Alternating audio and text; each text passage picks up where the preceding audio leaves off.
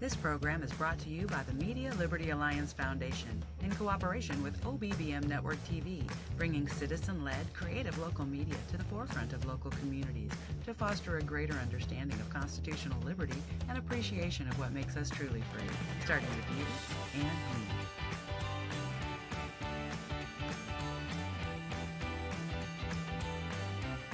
The Zach Rateliff Show is brought to you by Mortgage Financial in Texarkana, Exceed Health Clinic on Mull Drive in Texarkana, Elmwood Custom Goods, and Church on the Rock, Texarkana. That's churchontherock.org.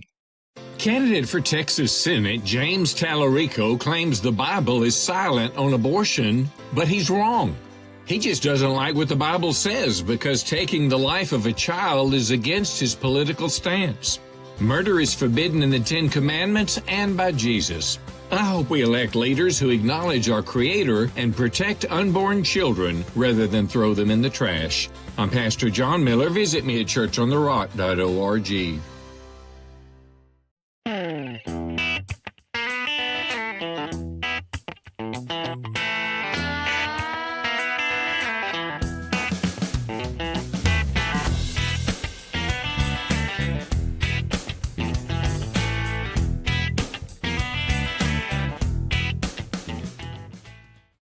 Hello, and welcome to the Zach Rateliff Show. I'm Zach. This is Jenn Mack. How are you? Hello. Very nice to meet you. Nice Thank you for letting me be here. I'm excited to be here. In the short time we've met, it's already been fun. I've been inducted into whatever you have going. No, I'm excited. But you know, we've never met each other, so I'm going to tell you some principles that I operate this show off of, and then you can tell me if you align, how you do, and then we'll kind of go into why you're running for governor. Wonderful. Are you good with that? Thank you. So, you know, everybody's like, what policies are you for? What politics do you do? It's a lot more simple than that for me. I have, 3 or 4 or 5 core principles that I just try to live by, and sometimes I fall short. Number 1, I'm a Christian. I believe in Jesus Christ, that he is the only way to heaven. I'm that kind of Christian. Good. Without him, you can't make it. Agreed. And I will never concede on that point. After that, I want to be a good dad. I've got a little girl who's going into the 5th grade, and she is my world. Mm-hmm. And I want to do everything that I can. My main goal is to make sure, in which I had the opportunity to be the one to baptize her when she said she knew Jesus and was ready to be baptized. But my church allowed me that, and I was able to dunk her, and that was cool. But so number 2, I want to be a good dad. I want to show her what it looks like to know a Christian man. What I pray for her husband that she'll have in the future every day. I pray over here. I cover her. She's under my spiritual umbrella until she leaves, until she's an adult. And I take that with all seriousness that it should be. Number 3, I want to be a good son. I want to be a good son. I want to make my dad proud. I want to make my mom proud. I want to do them justice to be able to say, that's mine. Yes. After those 3 things, I'm a conservative.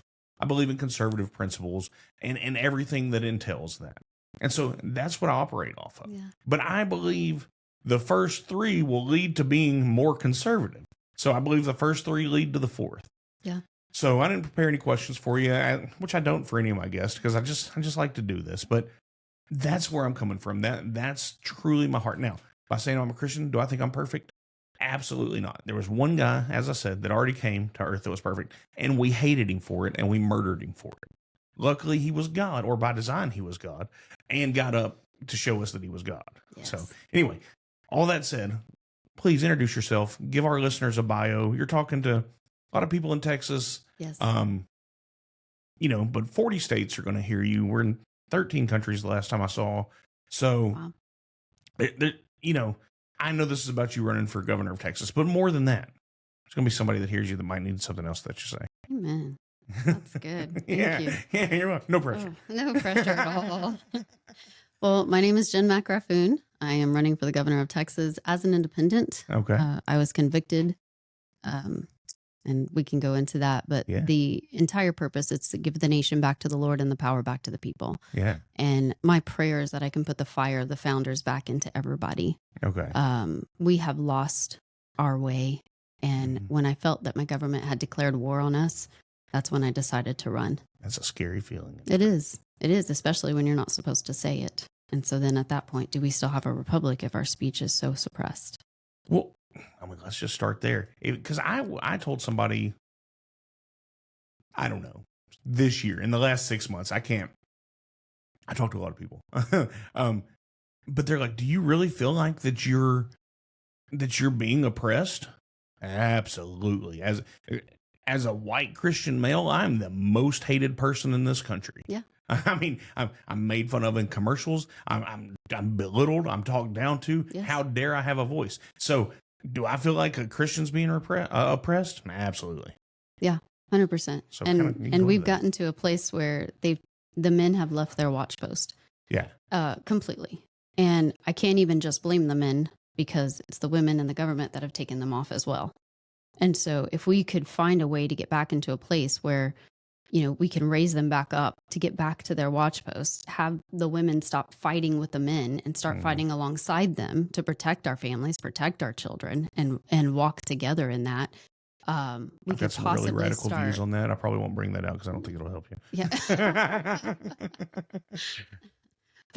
But yeah, just the toxic masculinity, everything seems to be either, there's a guy that he's pretty big on the podcast and stuff, but he says everything at this point seems like it's either fake or gay. Oh yeah, for sure. It's either pushing a completely, the world is a stage, everything is a lie. Yeah. But watch it anyway, or everything is about gay, becoming gay. And we're seeing a reversal of some of that on some degree. But yeah, you're absolutely right. But, nobody ever looks for a non-masculine guy to come save them. Right. No, that's never an issue. You're always glad for that firefighter that kicks down a door and drags you out, or whoever your military is. You want them to be the biggest, the baddest, and the most manly guy there is. Or if you're walking through an alley in the dark and somebody's following you and you see another guy that looks like you can trust, you're glad to see him. Yeah. Yeah, and I feel like our positions as men and women have changed so much, especially in America. We've just been softened so much that anything that makes us uncomfortable, we tend to abandon it. And it's made it very difficult for us to have crucial conversations, to be able to have healthy debates. I hate to say this, but even when you look at history, the Spartas, things like that it seems like they actually had more of a godly relationship as heathens than the Christians do here. And so you have women that would, throw themselves over a child to stop a bullet or a spear. And now we have women that are pushing their kids into these, trans groups, and even at school, the story time, things like that. And then at one point you had men, again, willing to protect the entire family, but now they're not even sure if they can open the door for you anymore. The Zach Rateliff Show is brought to you by Mortgage Financial in Texarkana, Exceed Health Clinic on Mull Drive in Texarkana, Elmwood Custom Goods, and Church on the Rock, Texarkana. That's churchontherock.org.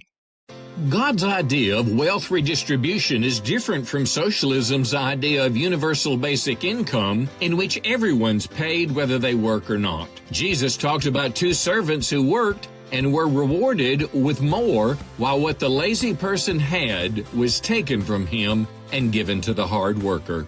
The biblical path to prosperity involves work and ingenuity, not handouts. I'm Pastor John Miller. Visit me at churchontherock.org. There was I don't know if you saw the series of videos that went out online not too long ago, when it was asking women if they would die for their kids. And I was amazed by how many of them were like, well, I don't. Or maybe it was would they kill for their kid. No, I think it was if they would die for the kid. Everybody, either way, they're like, no, I don't think I can do that. And I'm like, whoa. We have lost the way if the answer is anything but in a heartbeat. Yeah. I give everything for them. Yeah, so right to your point. And, a lot of that I went through. I ran a meeting last week. It's the meeting you're going to tonight. I ran it last week because everybody was at the Republican Party of Texas stuff, and I wasn't, just due to work constraints and whatnot. But I took the time to go through the 45 points of communism as read into the congressional record on January 10th, 1963. And in that is, all of this is part of that. You take the dad out of the family. You take God out of the marketplace. You make it uncomfortable to question things. You bring the homosexuality into everything, and you make all that acceptable. And so it does weaken the man. It does weaken the spiritual relationship and the physical relationship between men and women. It changes the world. And so now we look 80 years later. Yeah. And that's exactly what you have. You know, I was somewhere today and held the door open for 3 ladies that were walking through, and they, I guess they weren't from her. Oh, thank you so much. Went, really? Yes, ma'am. But just be quiet so I can go on about my day. I'm just trying to do what I'm supposed to do. I don't have time to sit here and talk to you about the gender roles of the world and for you to be impressed. This is just how I was raised. Yeah. This is what I'm supposed to do. But I don't have time to talk to you about it because I need to get on to my next meeting. And that's what the world's missing, I think. Yeah. It should be considered an everyday thing, honestly. I had boys, and they're grown men now, but they were all taught the same way. They held doors, they carried things for the women, and it wasn't about just belittling themselves in some way to fall at the feet of a woman. That's how they protected. That's right. And I had a friend, and I've told this story before, and she just loves when I tell it. Yeah, I bet. Let's hear it. But I had have a friend, and her and her husband were arguing about something, and they were arguing about, I don't know, something silly, furniture or whatever. And she makes it to the vehicle, and because they're arguing, she gets to the vehicle, she opens the door and gets in and shuts the door real hard before he can open it, right? And so he comes around and he opens the door and he's like, honey, no matter how mad you are at me for whatever, don't ever take that away from me. Because that's how I'm keeping you safe. I'm opening the door and I'm escorting you in, but I'm looking around. I'm watching for anybody that's going to come up and try to attack us. Yeah. And so that's how I keep you safe. Well, and a lot of people don't even realize that, you know, if I, you know, I got divorced 4 years ago, and I hate that, right? That isn't the way God wanted it. Of course. And that sucks. However, if I take someone on a date or I do whatever I'm doing, why do you want to sit with your back to the wall? Why are you watching the door? Because I need to know if I'm going to have to kill that guy that's coming in that's trying to rob this place. Yes. I need to know if I need to tell you what to do while you're doing what. But that leads to, golly, and I'm not even trying to, just so you know, I looked at some of my statistics the other day. 58% of my listeners are women. And so, which is weird in the podcast world. That's so very interesting. So, but when you say people are afraid to say stuff, I'm about to step off in it here, but that's what feminism has done is we're protecting you all the time. Yeah. If you feel like I fight a man. Okay. Yeah. And we will let you, you know, it just the way it is, but we're watching everything. We're doing all the things. The world has gotten so safe for women that they've forgotten why it's that safe. Right. Yeah, you can go through Walmart or you can go through Target and not pay attention because there are men out there that have put their lives on the line to make the world safe. Yeah. The women's right to vote, now this is where it's going to get crazy, is because men decided to allow women to have the right to vote. If a bunch of men in the United States said, nah, we're not going to allow that anymore, there's nothing that could change that point of view.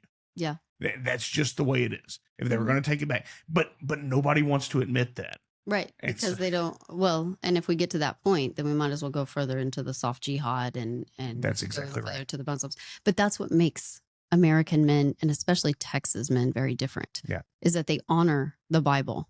That's right. And when they honor the Bible, they respect the woman completely. Yeah. And they love her and they treat her as the weaker vessel, not because they're weak in mind or because they can't do anything, but because they are the one protecting. They are responsible to God, not only for their own decisions, but being the umbrella and responsible for their wife and their children as well. Well, and the Bible says your wife should be able to sit at the gates of the city and negotiate the price of a field for you. She should be in your business. She should know what's going on. That's she should be running that life. She should be doing everything, so much so that you will say, hey, whatever she says, I'm about to die for her because I believe so much that she has my interest at heart so well that she's not manipulating. She's not coming against me. She's doing everything she can to do right for this family. So I'm going to go fight for her. I'm going to die die for her. Yeah. I will do whatever, because this woman is so involved and so into our family Yes. that she's doing everything that she can. And that's why she'll honor and obey me, because I will die for her.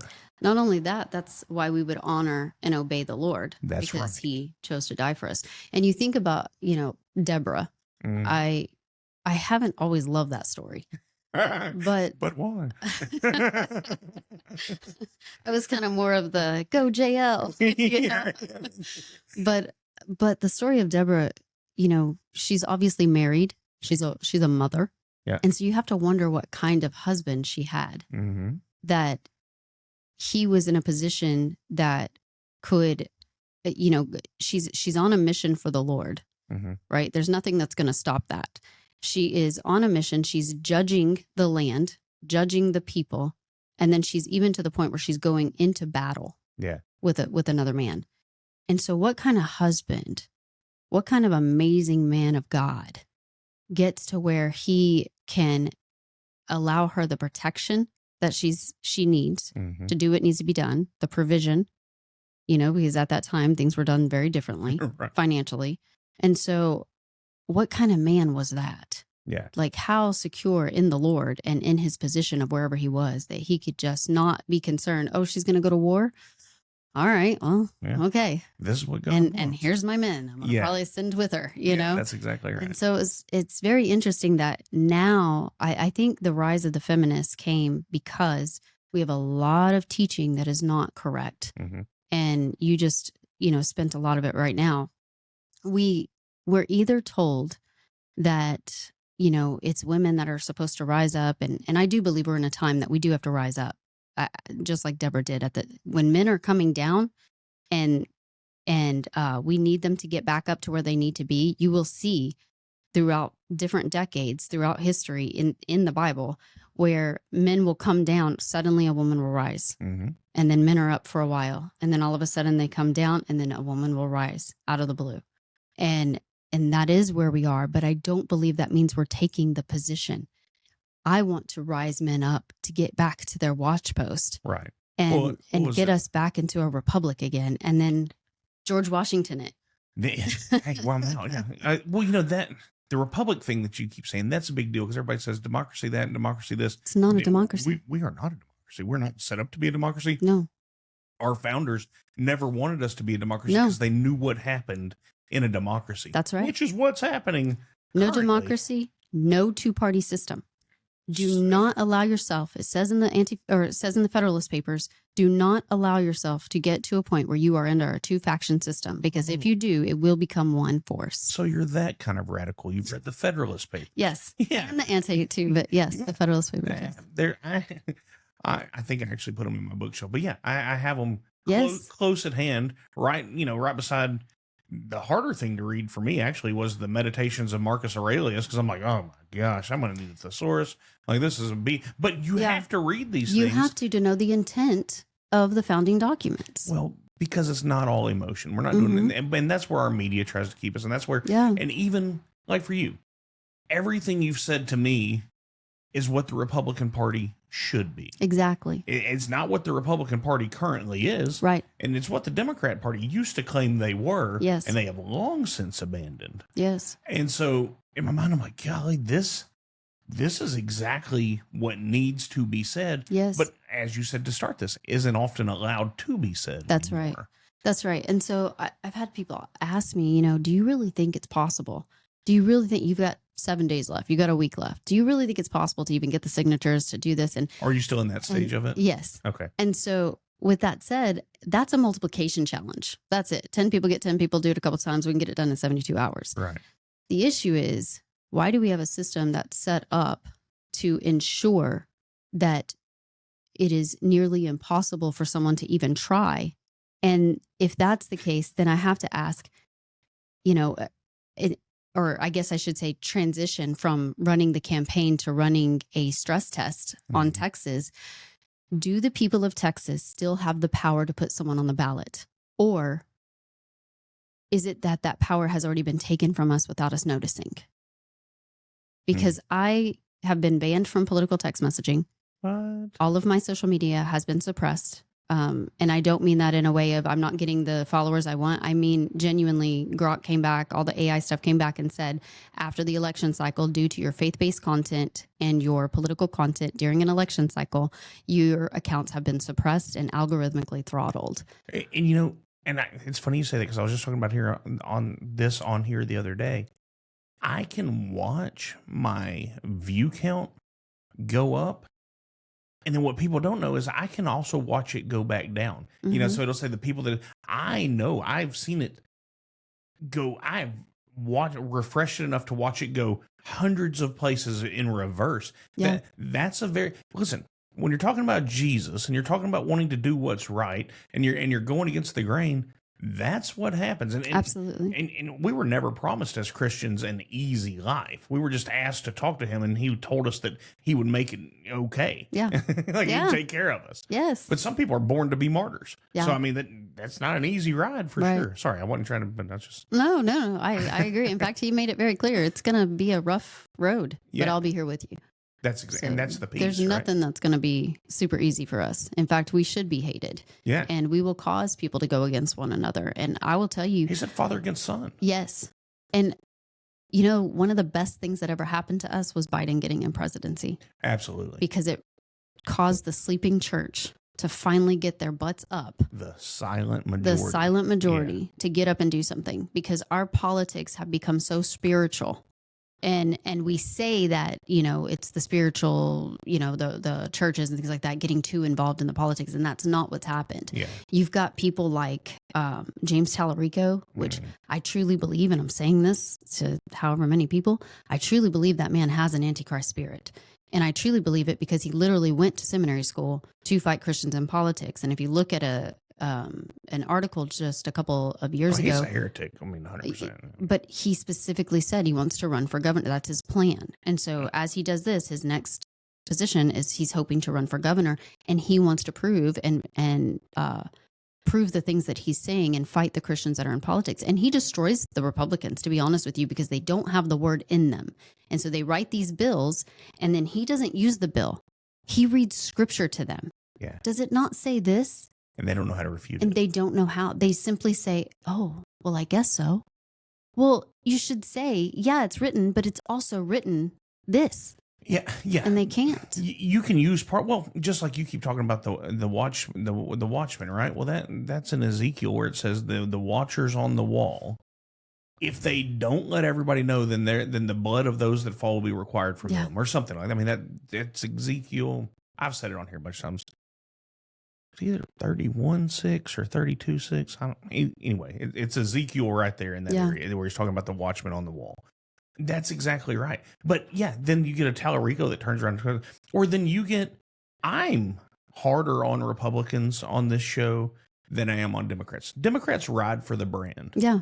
They might make it flashy and fun looking, but they'll tell you exactly who they are. Yes. And then they will show up and do exactly what they tell you they're going to do. So if you're surprised by that, that's your fault. That's right. Because you didn't believe they were who they said they were. That's right. However, Republicans won't ride for that brand. You know, I mean, they're not good cowboys. They're going to go do whatever they want to do, and then they're going to stab you in the back, and then half of them are cowards. And look, I even stopped calling them rhinos. I just started calling it the Democratic wing of the Republican Party. Yes, that's exactly what it is. I mean, that's exactly what it is. They're just Democrats that when Texas went Republican, they're like, oh, I'm a Republican now. Yeah. Yeah. And some of them literally left the party because the Democrats had become terrorists and toddlers, and the Republicans became the Baptists hiding at the liquor store. It just truly became, everything was in secret. There's so many secret deals going on. And when you said that, I had like 3 jokes pop into my mind. One was one was about a Presbyterian and one was about a Methodist. I'm like, oh, we don't have time for all this, Zach. I mean, no. go for it. It's fine. I'm not. Look, I don't want you to regret being here. We should never talk to that guy. No, we've just we've lost our way. Yeah. We really have lost our way. The true Democrats are going to be your Bobby Kennedy, your Tulsi Gabbard. These are people that love the Constitution, but we disagree on social issues and economic issues. That is what a Democrat is. I can see. I'm glad you said it. I say often. I don't know. I used to say often. I don't know if I have lately. I'm a liberal in the classical liberal sense. I want you to have the freedom to think. I want you to have the freedom to explore. Yeah. And even one of the things said about me in my little small precinct election was, oh my gosh, he claims to be a libertarian. Like, if that's the worst thing you can say about me? No kidding. Oh yeah, please go think for yourself. Yeah. Now you get to the freebasing drugs and stuff. Yeah, I'm against that just for my faith point. But Yeah. if you want to do that and it doesn't affect me, go chance getting Do it. arrested. That's on you. Yeah. I mean, Yeah. I'm for freedom, but that's the problem with Democrats. They are who they are. Republicans, they're now wanting you to fall in line, but they'll tell you that they believe these things, but they won't act like they actually Right. believe those things. Look at, I don't know, however you want to. Look at your Texas House. Mm-hmm. I mean, oh, yeah, we're going to have these conservative principles. You didn't. That's right. You didn't follow through with anything that a real conservative wanted you to do. You did some stuff and you watered it down enough to say, oh, yeah, that's what we are, but it's not. Nobody stands up for who they should. No, and we don't have a whole lot of Republicans that have the desire to gird their loins and do what needs to be done, right? I really respect Brian Harrison. Mm-hmm. That man gets up and he is not afraid to call out either party of what's going on, and he's not afraid to show you what's happening. Yeah. And you know, same with Ken Paxton. And I'm not endorsing anybody. I'm just saying, you know, he may frustrate people on a personal level, but he was calling out both parties. Yeah. Well, I mean, on the Ken Paxton thing, I'm not nominating you to be an elder of my church. That's right. I'm trying to do Yeah. this. And to that point, who has God used? And this is where I want to get to on your signature deal. Who has God used to do what he needed to do? Yeah. Anybody he ever wanted to. That's right. I mean, you can go through how many times did Israel have to leave, right? He Yes. only left 2% of the people back praying for him. Yes. God can use who he's going to use. That's right. And so when people come to you, you're like, oh, you've only got 7 days. All right.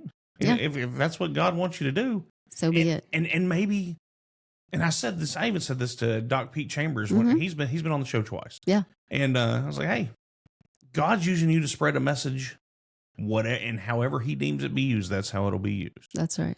So, That's right. Anyway, continue on. Yeah. I'm not trying to. I didn't even let you get through with who you are yet. We're already rolling. No. And that's, I mean, you know, before all this started, and I've told people this, I really thought God was a Republican from Texas. Oh yeah. It made sense to me, and you couldn't tell me any different. And then I had to repent for that. Mm-hmm. Because it took me leaving the country and someone asking me about American politics, and I didn't realize how much we are watched across the world.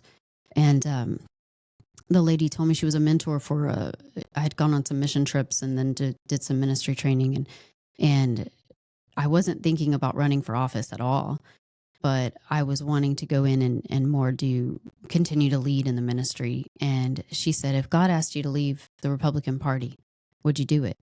And I was like, God would never ask me to do that. He's a Republican from Texas, so he would never do that. And she goes, oh, honey, you're not ready. And it kind of got to me, and I thought, well, she doesn't understand. She's kind of more of a socialist anyway, Scotland, whatever. Yeah. And so on the flight home, it was getting to me. Why was my first answer not, I will do whatever he says, even if it doesn't make sense? I'll do whatever the Lord tells me to do. But I had to justify it in my head. That doesn't make sense. So therefore, no, he would never ask me to do that. So no, I'm not going to do it. But when you look at all the blood that's coming out on the hands of both parties, I understand I cannot serve either party at all. I have to serve my God, and I have to serve the people of Texas. Man, that's so strong because it's dead on. I'm sure rooms go quiet or people scoff when you say that, because no one wants to look at themselves that way. No. Right? Because as you're doing that, I'm seeing, God, you asked me to do this, and I didn't. God, you asked me to do this. I have a lot of those. And I know I didn't do it. And I'm just sitting here thinking, like, man, I'm so sorry, God. Yeah. On the things I do, knowing you don't like me to do. Yeah. You know, but that being said, it's awesome to have somebody that'll step out and be like, hey, this is because you're right. And then you're like, well, the Republicans didn't support this. They don't. But by being quiet and by not taking action on it, That's right. What does that equal? Exactly. I mean, And nobody wants their idol to be touched. That's exactly what came through my mind when you were talking. Yeah. We have made an idol of both political parties. We have. That is who we're worshiping. Yes. You know, even, look, do I vote more with Republicans? Absolutely, because they're closer to what I Me too. believe. Yeah. But how many, even like the giant elephant they had at the thing, not with the real one or the fake one. Yeah. Everybody wanted to take pictures with that fake elephant. I saw it. So you're taking pictures with your idol. Yeah. Yeah. I mean, that's a very real representation of where we are, right? Yeah. Now, are Republicans here around me probably going to be mad at that? Yeah. Do I care? No. And obviously you don't. It literally became bread and circuses. Yeah. It literally became bread and circuses. Yeah. And the Democrats will give you just enough bread to keep you a slave, just enough bread to keep you a serf, to make sure that socialism comes in very carefully. The same book. The same place. But the Republicans will keep you so entertained with circuses that you forget what you're fighting for. Because before that elephant came in there, I was there for the public days, right? And I got to talk to hundreds of people. Yes. Let me tell you, I was sitting here calculating today. I wonder if I've hit the 100,000 mark on how much money I've given to the Republican Party over my lifetime. Mm-hmm. I'm going. And so the show I recorded before you came in here, I talked about why, with my preferred listener, which is the funny thing, it's Adam, about why I won't give money. Yeah. But we're covering that. I right wish, now. and we'll talk about that too, of demonic seed. Yeah. We got to be very careful what we give our money to, honestly, because it will grow into something. And so I wish I would have understood more about tithing and stewardship and the way that the Lord really breaks everything down, but I won't give money to anything that God doesn't tell me to anymore. So but yeah, I was sitting there thinking, and I'm like, how much money have I given to these people? From galas to meet the candidate to all the things, right? Yeah. And boy, Republicans must win. We must keep everything the same. And as I went, I got to talk to hundreds of people. And I will tell you, there were people coming up looking for Sharpies to Sharpie Abbott's name off the lanyard because they're so frustrated. Yeah, I saw some of that. And then you had the establishment side pushing down and pressing people down to where they couldn't provide the testimony that they wanted to. You can talk about the grid, you can talk about the water, you can talk about the resources, don't talk about the data centers. You're going to break rank. Be careful. You see, and that's where I'm like, on data centers, I can kind of get behind it if you do it right. But yeah, don't talk about it negatively. You say exactly. Well, if you watch the show that's going to come out probably around the same time yours does.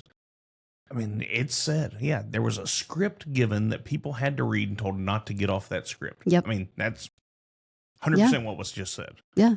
And the whole unity and, again, bringing in the elephant. Bread and circuses. One of the guys that was there, I don't know, have you met Brooks McKenzie? Yes. Like, eccentric, right? Yep, quite. Like, I like Brooks. He sat right there where you are, and we had this same talk. Yes. And I think me and Brooks both cried in that interview. Yeah. he just Another Republican not afraid to call out the parties. So when you get to that unity, he's like, I'm not here to unify this party. That's right. He's like, I'm here to break it apart. Yes. And then of course he will use some strong language. Yeah. Here to bring a sword. That's the same language Jesus did. Ephesians 6. You're going to gird your loins. You're going to do all this, and then you're going to bring the sword. Yes. And the sword is of the Spirit, and the sword is the tongue, and you're going to use it, and you're going to go make it happen in the name of God, and you're going to be bold doing it. That's right. He didn't ask you not to run because somebody's going to talk for you, or because the Republicans are going to be mad at you, or Democrats. They're going to be mad at you anyway. Yeah. I mean, mad at you. Shut up, woman. You're stepping out of your place. That's right. I get that a lot because they bring up the whole Timothy thing, right? And I'm like, what about the rest of the Bible? What about all the rest of the Bible where Paul is so happy about these women that he's calling disciples and apostles because they're correcting people, like there's a time for it. And at the same time, when we really want to act like Jesus, I've had a few people say, you're supposed to be in a place where, you serve a God that's a God of love, right? Well, he is a God of love, although I didn't say that, but he's also a consuming fire, a mighty man of war, a jealous God. And when you look at the people that go to hell, the first two are the cowards and the liars. Yeah. There's like 6 before it gets to murderers. Yeah. So that seems very intentional to me. So I get a little passionate about it. Sorry. I love it. Jesus is made to look in today's culture by Americans. We're the 5th largest mission field in the world, by the way. He's made to look like I often give the boomers a hard time because of their free love and drugs and sex and everything that really screwed up this country. Yeah. And I blame them a lot Yeah. for it. And they'll be like, we're the Jesus people. Well, you lost him. Yeah. That being said, that's who Jesus is made to look like. That's right. Jesus was the guy who walked into the church. He said, what are they doing to my Father's house? And then he got so mad, he sits down. I don't know if you've ever woven with leather. It takes a while. It My does take a grandfather while. used to let me do That it. is you know? premeditated, my friends. Yeah, Yes. he doesn't just sit down and just go off the spur of the moment. He sits down That's and right. plans it out. Yeah. He just stews on it. Yep. Just really gets it in his mind, like, what I'm about to do. That's and then right. he builds a whip. And then in any other scenario, if you see it written, it's not runs out animals. It's causes a stampede. Yep. That's what happened. When you think of what Fort Worth, when they drive the animals through the downtown right. of the stockyards every now and then, causes, but that's controlled. Yeah. Causes a wild ducks going everywhere and geese and birds, Yep. and you got animals running through there And people. Yeah, and people, and it's We only chaos. like most people only want to think about the animals, but no, it says he drove the people out. And to drive something out, when you look at the definition, you're going to hit them in the Yeah. flank or in the ankle or in the leg somewhere.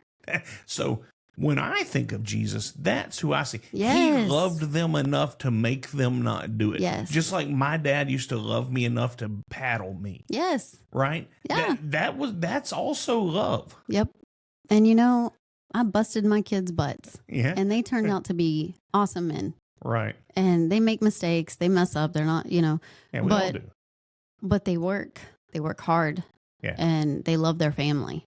And so for any faults that we may have, I tell you, God puts a pretty clear instruction manual together. Right. Well, and so where I was getting to is that's the view of Jesus. But when we talk about the women and you don't know your place and the Timothy and all that, so that same Jesus that is love, but that will discipline you, who's the Yes. first person, the first people he tells when he's resurrected to go back and That's get right. the men? The women. It's the women. Yeah.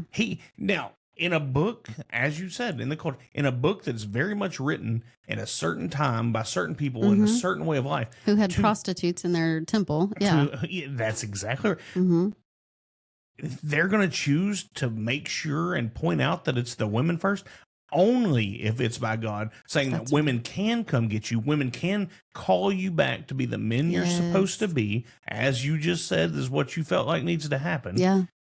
So, yeah, don't give me that's not your place, because the creator of the universe used women to make everyone aware that he was, in fact, risen from the dead. Yes. So that's my answer to, well, and Timothy, shut up. Yes. Please read the rest of your Bible. That's right. And- There's more. And I almost fell into that too, because I almost became somewhat of an accidental feminist Yeah? because of what I was learning in church. And gotcha. I was like, man, it just seems like there's not a place for women. Right. You know, we're supposed to just be subservient to men, and Mm. and it doesn't say that. Yeah. First of all, there's something between a woman and a husband, Yeah. but not to men. Yeah. And so until I left the country, I went again mission trips and Awesome. just learning other areas. I had to leave the country to find my faith, Yeah. and I saw things happen in other countries that I didn't see happening here. I saw people getting healed. I saw. You got to come to our church. Oh my gosh! Well, now I see there's Yeah. so much. Well, now I know what kind of groups to get into too. But now we've got people, like you said, this is the fifth largest mission field, right? We've got people from Africa, people from China, and they're coming over to remind us of who our God is, to say, this is what you brought to us. We're bringing it back to you. And I find that humbling, because when you look at Turkey, we just visited there not that long ago. It was the start of the Christian church. And now there isn't one. Well, and I heard you in passing mention Islam earlier. hmm And so my thought on that is, when you look at the Christian Crusades, hmm they were a response to 400 years Absolutely. of Muslim overtake. Yes. And so then you had Turkey. It was a righteous response. Absolutely. Mhm. And did people die? Yeah. Yes. Yeah. But were they going to be killed if they didn't? also is. Yeah. But then you had Egypt that was Christian, and Turkey that was Christian, and it's not anymore. So just kind of sorry, you just no. Even the what is his name? I wish I could remember, but there's a guy who just wrote a whole wonderful book about that with all the historical documents attached to it. Abraham's. I'll send it to you. Okay. Do you remember? Oh, well, he has one too. Yeah, but there's another one named Abraham or something. But anyway, he's got all this wonderful documentation. And when you just look at the things that we've had to learn and unlearn, and then also apologize for our existence without truly understanding what's happening. Listen, if you threaten to violate my pastor or his wife, you will get through me first. Mm-hmm. I will fight you. I love Jesus. I still have hands. I will fight you. Yeah, I like it. And so where did we lose that? You know, it's an amazing thing. Like, so what you don't know about me is, and some of my longtime listeners will know, when I was 16, I was in a car wreck, flipped 3 times. It didn't knock me out instantly. They had to put me into a medically induced coma. I had an eggshell fracture of my skull, so had over 100 skull fractures. They told my parents I would not live through the first night. I was going to die. And then after that, golly, it's a long story. I'm going to try to just get through it. Then the next day, well, the guy who met my dad in the emergency room, who here was at the time, the number 2 neurosurgeon in the state of Texas. And we just happened to have a trauma 4 center, which we don't anymore. And he's since not doing that. Well, he might have come back out of retirement. But anyway, all the things, once again, some of those coincidences of life, right? And Praise God. And so they're like, hey, he ain't going to live through the night. Live through the night, obviously. The next day, my dad, like I told you, he knows a lot of people, does hair, has a pretty wide there's a guy from Oklahoma driving through in his travel bus that is a preacher that goes around and fixes financially churches. And Dad looks up and he's in the waiting room of the ICU, and he's like, hey, what are you doing here? He's like, I was driving down the highway. God spoke to me and told me I needed to be in this waiting room. I'll let you know when. Dad's like, well, let me tell you what's going on. Here are the things. And he's like, okay. A little bit later, Dad comes back out just to check on anybody. He said, there's 300 people in the waiting room just there because I'm in there. He said it's packed. They were having to send people out of there so other families that had people there could have people waiting in the waiting room. He goes, hey, God spoke to me. And he said, it's not his will that Zach die. He's of a sweet nature and he doesn't want him to die. Wow. Now, that's something I've had to wrestle with my whole life too, right? I mean, since then, but thank God for it. Anyway, he said, if you as his father, this is what this preacher told my dad, believe that God can heal him, he will, which is biblical. Yes. Which is, I believe, help me believe. Yes. Yes. And so Dad's like, I believe. Now, we were in a Baptist church this time, which is not necessarily a big thing that happens in the Baptist church. Exactly. And Dad's like, yeah, it happened in the Bible. Why couldn't it happen now? He's like, okay, we don't need anybody lacking in faith. I need a list of all the injuries. So Dad goes in there, hey, tell the nurses to stay out, tell the doctor to stay out. We just need time. Goes through pages and pages, broken shoulders. And, my head was swollen larger than a men's basketball. And I have a scar somewhere, I don't know where it is up here, where they had to put a bolt to my head to relieve the intracranial pressure, because if it gets above 30, it scrambles your brain, and mine stopped at 30. I mean, everything right to the edge. Right. 11 days later, they tell my dad that they're going to try to wake me up. I'm not waking up. He doesn't know, but he knows the whole time he could go in and he could talk to me and he could watch my heart rate, and he could see that any time that he spoke that my heart rate would drop. So he knew I heard him. So he told me, hey, you've been in a wreck. You've hit your head, but you're going to be okay. They come out there like, hey, he's not waking up. There's nothing we can do. He's like, no, God said. So he goes in there and he's like, hey, buddy, it's time for you to wake up. Anyway, we go through that. They pinch me. They have to slap me around a little bit, just trying to wake me up. And when I wake up, he's like, hey, and I'm still on a respirator at this point, right? I can't breathe, but over respirator, he's like, hey, I prayed God would send angels. I'm like, yeah, I know. He's like, how do you know? I'm like, I saw them. He came with 380, but he said that wasn't enough. So he brought 1,000,000 angels and surrounded this hospital. So that's the Jesus I'm talking about, that we need to fix the state. Yes. That's who we need to come fix our country. That's I right. know him, and Yes. he knows me, and I've seen him, and I've seen miracles happen. I've seen miracles happen in my church. I've seen people get their hands laid on and Yes. cancer leave. And I've seen God move. So when, you need 100,000 signatures in 7 days. Oh, Yeah. He did a lot more in 3. yeah, that's yeah, that's exactly. And then also in 7 days, he created the entire known universe. That's right. That's not 100,000 people. And Wow. all he needs is somebody like you to talk about him. Yeah. You don't even have to talk about you. Just talk about him. Yes. Turns out he's enough. Yes. Yeah, right? That's right. Yes. So sorry, once again, I've derailed. No, that's exactly it. And that's why this whole fight has been, because I felt like we have broken our covenant with the Lord as a country. And being that we are supposed to be sovereign as a state, if we can't be sovereign as a state, we need to do it as a nation. We need to do something where God recognizes us as what we said we were going to do. We have to consecrate ourselves back. We have to repent. And that doesn't mean to designate some really nice day. That means to actually genuinely repent, turn away, and start holding people accountable, because the people are tired of mommy and daddy fighting. They're tired of the Republican Party. They're tired of the Democrat Party. When I went to convention, I will tell you, and this is going to just cause people to clutch their pearls, but we already know there is a group of people called, I don't know if they're actually called it, but it's Republicans for Hinojosa, right? Oh, I didn't know there was a group of them. Oh, yes, there's a group. And when I say a group, I don't mean operatives that are truly Democrat. I mean people that are coming out of patriotic type organizations that vote for her, that are going to vote for her. They're going to vote everything else Republican, but they are so tired. 12 years, so tired of Abbott, and said anything. And she's running on the same thing he ran on 12 years ago, which was education and property taxes. So she's regurgitating his thing 12 years ago. Too. They just take her ideas. Right. And so she's running off that. And then you've got these people that are saying, you know what, I never thought I'd do this, but for that portion, I'm going to make sure to vote for Gina. In fact, they called me off to the side, and some of them said, we are going to go speak with her in the next week or so. Would you be willing to go with us? I said, listen, I'll give up my signature. Just don't do that. Yeah. Because now you're looking at socialism. Well, how does that's going to play into a good question for me.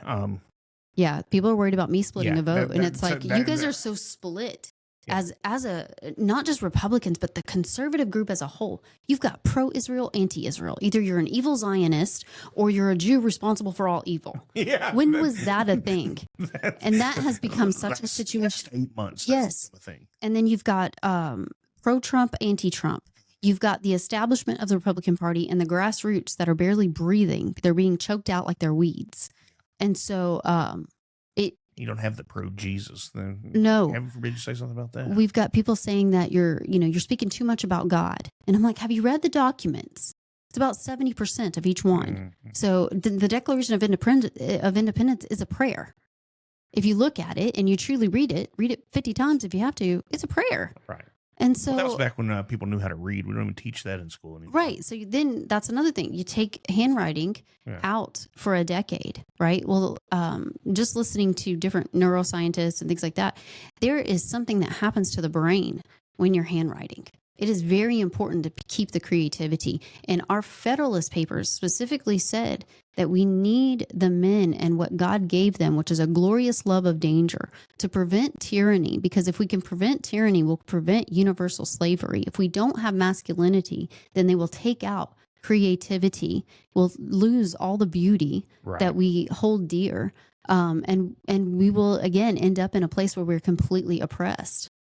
So that kind of went off down. No, I like it. I'm going with you. Yeah. Well, we were talking about splitting the vote. Yes. But let me tell you why I'm not an Abbott fan. Yeah. I think it was before the cameras were rolling or whatever, but I told you we're a small business family. We own multiple small businesses. It's how we live. Yeah. COVID comes. Mm-hmm. What's Abbott do? He shuts us down. I mean, we're calling the local county judge like, hey man, you can't do this. There's no pension. There's no sick time. There's no sick leave or vacation time. Excuse me. We're going to make it because we're open. We're going to make it because our business, and then our employees, right? And then and from the family, then my wife and my business at the time also. What's going to happen there? Who shut us down? Yeah.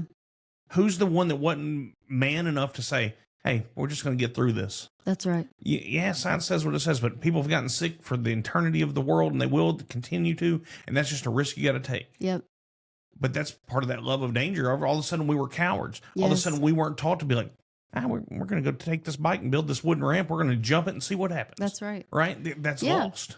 And it wasn't even so much the risk of, are we going to get people sick? It was also the fact that they were shutting people down from having another opinion. There were doctors all throughout, even throughout Texas, that were being shut down and suppressed in every way. And this is supposed to be look at science, pay attention to science in the medical field and listen to the doctors. Well, only for the doctors that meet the agenda. But then here we are again. Republicans have had all three branches in Texas for 22 years. Yeah, and we hadn't gotten anything we've been promised. Yeah, so they're saying, okay, well, here's 8 priorities. Awesome, we got 43 bills passed. Why? Yeah. Why are we expanding government as Republicans? It makes no sense. Why are we voting on propositions when there are state and federal constitution that says you can't have a dual government? Right. If they are impersonating a judge, you go arrest them. We're talking about the Sharia courts now. Yes. And so it's like there are so many things where they have expanded our government. And the idea of the Republican Party was to fight for the Republican form of government, which is limited government. But all we've done is expand it. The answer to this is because we're now post-constitutional, both state and nationally. And we did that, as you said we would earlier, when you leave God. That's right. God is a God of order. Yes. Anything moving away from him is disorder. So the farther you get from him, the more chaos ensues. Yes. And that is what we've gotten in our local governments and in our county governments and state governments and everything else is chaos because of our failure to acknowledge God as the supreme. Okay, what he says is right, and what he says is wrong. That's and right. Sometimes I do wrong. I'm not saying I don't. Right. But it doesn't make it right because I think it's right. Yep. And because that doesn't feel good and that hurt little Sally's feelings or Jimmy did this and that. No. Yeah. If God says it's right, then That's it's right. right. And if he doesn't, then it's wrong. And our failure to acknowledge that is the problem. And we have just really shriveled back from the idea of putting him first. And we were known as the Bible Belt. Yeah, it's a joke. Now no one even says it anymore. How many people do you see pray when you go out to eat? None. I Right. mean, we do, but Yeah, and I'm sure you do. Yeah. But it's Even unheard people of. with me sometimes will kind of, Yeah, you don't have to. we might have been somebody good. Yeah, just give me a second. Yes. I mean, I'll tell you what I'm not going to do. I'm not going to go out into Main Street and lay my rug down and then play some music and pray there. Yeah, stop traffic and everything else to make sure that you're seeing. Yeah, because they don't do it anywhere else in the world. No. Just in the Western countries that they're trying to conquer. Yes. My grandfather worked in Saudi Arabia, and he said they only did it there when they needed a break. So, he was a bit cynical. Yeah, I'm sure he is. He probably served some time. And so I was like, Listen. okay. Yeah. So what are we doing? So you're trying to get 100,000 signatures. Do we have a count? Do you know where you are? I'm sure you do. Yeah. Well, we just barely started because we couldn't really do anything till after the primaries. Oh, really? Yeah. So we still looking at about 90,000 that we need. Yeah. I mean, it's better than zero. But so let me ask you that. Oh, go ahead. So no, it's okay. So we're kind of throwing our last, our final Hail Mary, but we have a lot of people willing. It's just that, again, we've been suppressed in a way that we can't get it out. And so many people are like, man, I didn't even know you were running. Mm-hmm. Well, that tells me that people are so disconnected from politics because I was at the top of Ballotpedia all the way till the primaries. And then after the primaries, then I'm third, right? Yeah. And so you have to be completely just disconnected. And then going to the gun shows and the farmers markets and things like that, talking to people, they have given up. Zach, these are men that are not sissies. And I have said this time and time, these are men that are veterans or, just men that are providing for their family and they are done. And when I tried to talk to them about a petition, they said, we are done. We're done voting. They can all burn. We're done. And I'll talk to them a little bit and then all of a sudden they sign. But when I get a chance to speak to them and I get a chance to say, listen, don't go at this as a Republican or a Democrat. Be the founders again, because Texas was not built by men who waited for permission.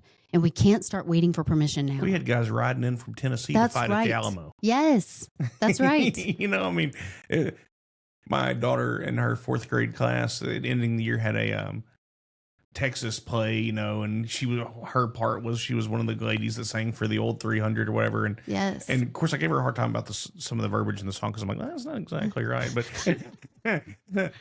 anyway, but she was telling me about. Did you know? And was really excited to hear about that. But we don't have that anymore. We don't have, you know, Davy Crockett's not coming, and we don't, you know, James Bowie, which is who, you know, we're in Bowie County. Those guys seemingly don't exist. Some don't even know who these people are. And I had a gentleman who's a professor who said that his kids think that the World War II was fought against Russia. And so everyone is so disconnected. But again, that is part of, like you mentioned earlier, if you look at the different bullet points in the Communist Manifesto, and then you also look at Sun Tzu, Art of War, the way that he explains everything, as well as the Communist Manifesto, the simplest way to do it all, and he goes step by step, and then each step kind of gets more in detail, but it's cut off the supply chain. Yep. It's infiltrate the enemy's camp, which is exactly what's happened in our parties. It's also, if you'll watch Trump, he uses a lot of those tactics. Yeah. Against the rest of the world, but sure. Just a side note. Unify the genders. Yep. Make the women dress up in the men's clothes and vice versa, so that men don't see the women differently, right? So again, confusing the genders, which is what you brought up earlier. And when you look at the Republican Party and the church, I can't help but notice the patterns that the Republican Party gets infiltrated with Democrats and all kinds of other people, right? And then the church gets infiltrated with the LGBTQ and heretics and things like that.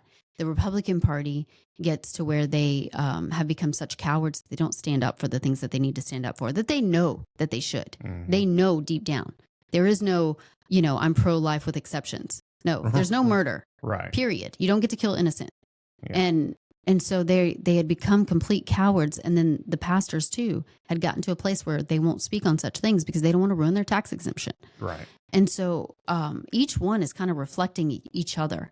And I think that has a lot to do, spiritually speaking, with the fact that we claim to be, or Republicans claim to be, the representation of the ecclesia, right? And then, you know, at the same time, the church predominantly votes Republican. Right. And so they tend to start mirroring each other. And if one person doesn't start standing up, I feel like if one will, that the other one will come behind it. And that's my prayer and my hope. But my prayer and my hope, too, is that this petition drive will cause, if they had any battle strategy at all, they would realize this is freaking brilliant. Yeah. Because it would bring all the conservatives and the constitutionalists together. The Christians, the conservatives, the politically homeless, all of them. It would bring them all together under one banner. But they are so tied up into their idol that they can't let that go. They don't understand they are so split already. If I do not get on the ballot, it is more likely that they are going to get somebody like Gina. Is it, what was it? The log in your eye type analogy here is where I was trying to go. I couldn't make it all work, but that's what I'm seeing. You want to remove the speck out of one eye and you got a log in your own. That's right. Yeah. Because there are no Democrats for Abbott. Right. But there are certainly Republicans for Hinojosa. Why? What does that say? It says that we have become so disenfranchised and so disconnected from the public, from the people. If you still believe, even at the convention, I was just like, what are y'all doing? They're in a place where they're like, the Republican Party will rise again. We've been rising in Texas. I'm like, you've had this for 22 years. But okay, so if you still believe that, and you're a guy that looks at stats, right? So they did a poll. They did a poll recently, and it was 69% of Americans. If there is 342 legal, 342 million legal citizens, 69% of them said that they're looking for an independent or a third party. 69, that's almost 70%. And then 65% of Americans said that they self-censor themselves because they are afraid to speak out. 65%. You know, I will tell you that I would imagine it's higher than that, because I know Yeah. on my own show, doing my own thing, sometimes I will have to pray about sometimes, like, golly, should I say that? Am I willing to take this on for whatever that this is going to bring up? That's right. And I don't know if you've realized this or not, but I am not usually afraid to say something. Yeah. So I know if I think it, I figure most people feel that. Yeah, absolutely. Absolutely. And it's fear of retaliation because it's happened. Mm-hmm. I mean, even with, I don't know Nick Plum's full story, but getting to watch him and fight the H-1B visa stuff, just watching and standing back and realizing, you know, at one point he had lost his job over this stuff just to fight, you know? And when we're afraid that we're going to lose our job or we're going to be arrested, you know, we had a young girl here in Texas who, God forbid, she filmed some brown water and said people are getting sick. It's being reported that people are getting bacterial infections. She gets arrested for the felony of the fear mongering and causing fear, but then finds out that she's correct. So, of course, they drop the charges. But the fact that she got arrested for simply using her free speech. Oh, there's no freedom. No. I mean. So then do we still have a republic? And then why in the world would I join a party that's supposed to fight for the republic that has not, and our rights have been taken over and over and over? And I will tell you, there needs to be a governor to go in there, and a governor and a lieutenant governor to go in and look at the bills that have been passed. And it does not matter if they went through legislature. It does not matter if a governor has already signed off on it. If any of those bills or policies or anything that had been passed that goes against your Bill of Rights, it needs to be thrown out. And that's what our state constitution says. Well, and I think the U.S. Constitution says that too. If it's, I don't know the verbiage on that. Basically, if it goes against your Bill of Rights, it is not to be considered a law.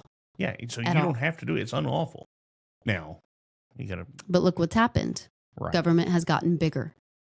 Well, where do people need to go to sign up with you? They can go to jenmackfortexas.com. Mm-hmm.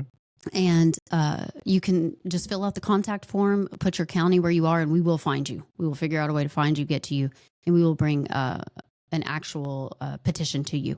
If you choose to print it out, we also have that option there. And then we even have a training video, which is really just to say that you read that first sentence, which is a contradiction, but it's required. But you read the first sentence on top, make sure that you're a registered Texas voter, you did not vote in the primaries or the runoff. And sign and get it sent in. You can't have already voted. You cannot have already voted because the intention of the primary is that you're voting for a party leader.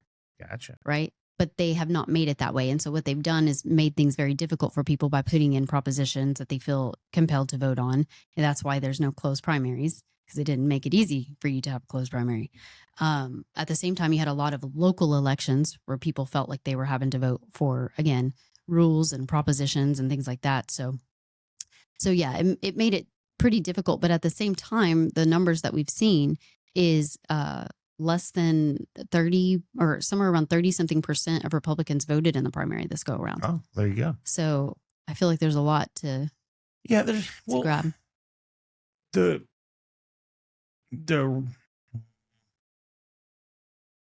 at the founding of our country, and I'm just losing the word,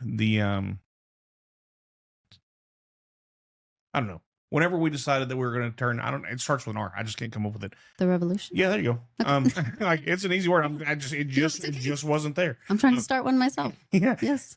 It was with less than 30% of the population. Yeah. You don't need 40%. You don't need 30%. You don't need 50%. That's right. You just need enough people to stand up and say, hey, 1%. We are done with this. Right.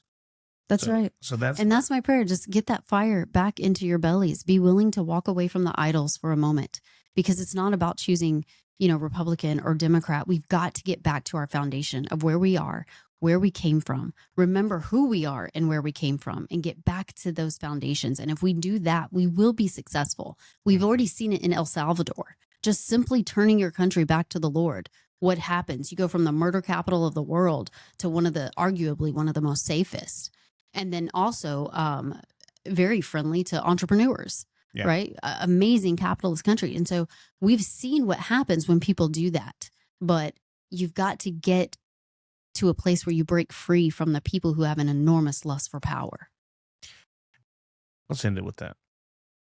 Can I pray for you? I want to do that. Please. You know, there's no Yes. distance in the spiritual realm. Mhm. And so whenever people hear this over the next coming time, the prayer will still be valid. So Yes. is that okay if I pray for you? Yes. Thank you. Lord, thank you for this woman. Thank you for letting her wanting to bring you glory. God, that's all we want. Lay your hand on her and everyone around her that supports her, the staff, whatever she's got that's making this work. Protect her, God. Protect her family. Shield them under your umbrella. Shield them under your wings as you promised you would in the 91st Psalm, God. We're going to hold you to that. You told us we could. Let her not set her foot on a stone, God. 1,000 to the left, 10,000 to the other side, but not her foot on a stone. Protect her. Give her your speech, God. Give her your words. And then, Lord, use this to whatever ends you'll have it be used to. Wake up Texas for it. Wake up our country to you, God. Let the glory be yours. And we thank you for that. In Jesus' name, amen. Amen. Thank you so much for coming. Thank you. All right, everybody, we're going to get out of here. I hope God blesses each and every one of you today. Yes.